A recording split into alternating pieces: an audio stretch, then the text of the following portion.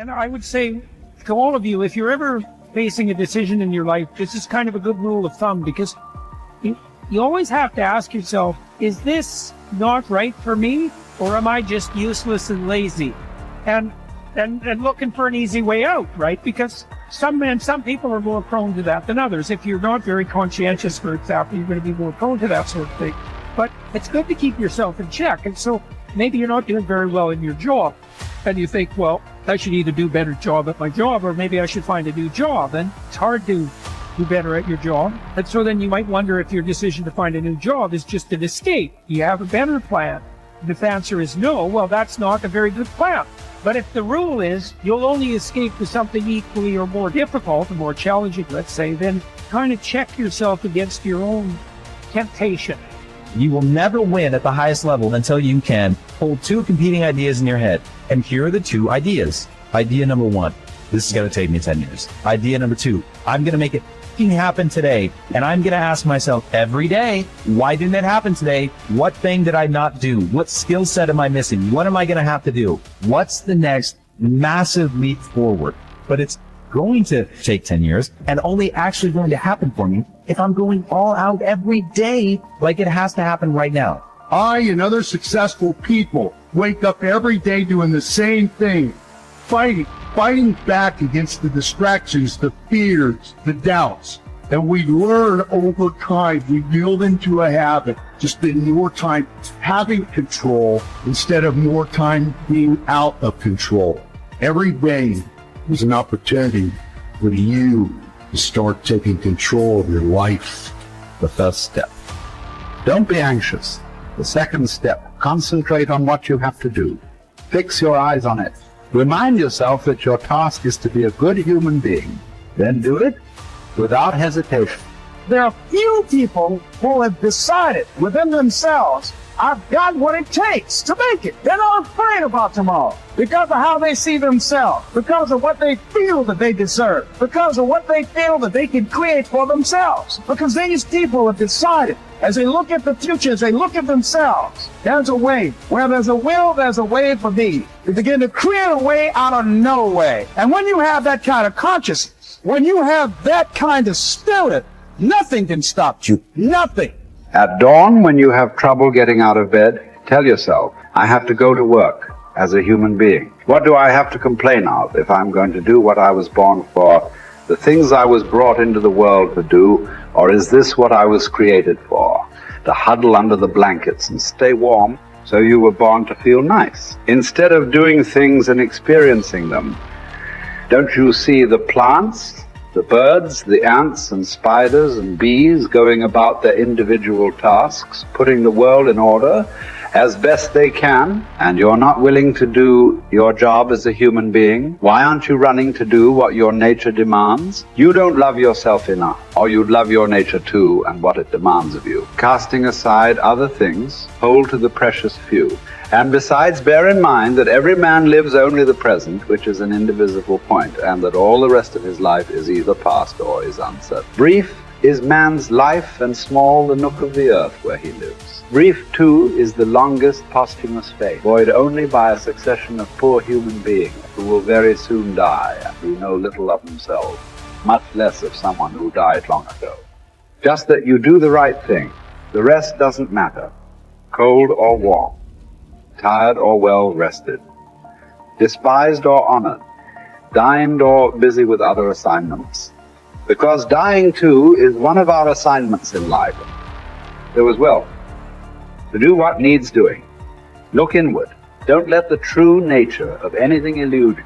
Before long, all existing things will be transformed, to rise like smoke, assuming all things become one, or be dispersed in fragments, to move from one unselfish act to another with God in mind. Only there, delight and stillness. When jarred, unavoidably by circumstances, revert at once to yourself and don't lose the rhythm more than you can help. You'll have a better grasp of the harmony if you keep going back to it. When another blames you or hates you, or people voice similar criticisms, go to their souls, penetrate inside and see what sort of people they are. You will realize that there is no need to be racked with anxiety that they should hold any particular opinion about you. When you wake up in the morning, tell yourself, the people I deal with today will be meddling, ungrateful, arrogant, dishonest, jealous, and surly. They are like this because they can't tell good from evil. But I have seen the beauty of good and the ugliness of evil, and have recognized that the wrongdoer has a nature related to my own. Not of the same blood and birth, but the same mind, and possessing a share of the divine, and so none of them can hurt me. No one can implicate me in ugliness, nor can I feel angry at my relative or hate him. We were born to work together like feet, hands, and eyes, like the two rows of teeth, upper and lower. To obstruct each other is unnatural. To feel anger at someone, to turn your back on him, these are unnatural. You want to begin to look out on your life and what you want for you. And I think that when we begin to focus in the area of what does it take for us to act, I think we can say events can inspire us to act. That particular event in his life, circumstances. A friend of mine, he wanted to do something and he just did not have the motivation and the drive and the confidence within himself. But his circumstances changed overnight through an acquisition of the company that he worked for. He lost his job through the inspiration of desperation. He had to act. See, life also are things that can inspire us to act. See, we don't have the courage, and that's what it takes, courage. It takes guts to do that which you know you need to do. If you don't have the courage to act, life many times will move on you and make you act. Life will whoop your butt so bad. You will be so miserable. You will catch so much hell. You say, yes, I will do it. What do you want me to do? Take me. A friend of mine said, I can't stop smoking. I can't stop smoking. Doctor said, Sam Axelrod, you have emphysema. Sam never picked up another cigarette and said, look at those stupid people smoking. Sam, you did it for 35 years. How can you talk about people? Well, I was different. I'm trying to help them. They don't have to do the same thing I did. But be compassionate, Sam. Isn't it interesting how quickly we forget? So I'm saying that look at something in your life. It might be just writing a letter to somebody to say thank you. It might be just to apologize to somebody. I had a confrontation in the Penobscot building with the security guard there. He responded to me what I perceived as a negative way, and he and I engaged in an argument. I did not like the way I handled that. I avoided going through the front door for a long time because I didn't want to face him. Finally, I decided to act, and I went up to him and said, I want to apologize to you for the way in which I handled this argument we had the other day. I was wrong. I hope you accept my apology. He said, I do. And I said, thank you very much. I felt relieved. Now, when you decide to act, it's not always going to be like that. A friend of mine did some work for me. It was below par, to say the least. I knew that this guy was capable of doing better work. I knew that he also had a fragile ego. So I was trying to think of what is the most sensitive way in which I can share this information with him. Because I wanted him to do my work over. I was going to pay him for what he did, but I needed my work done right.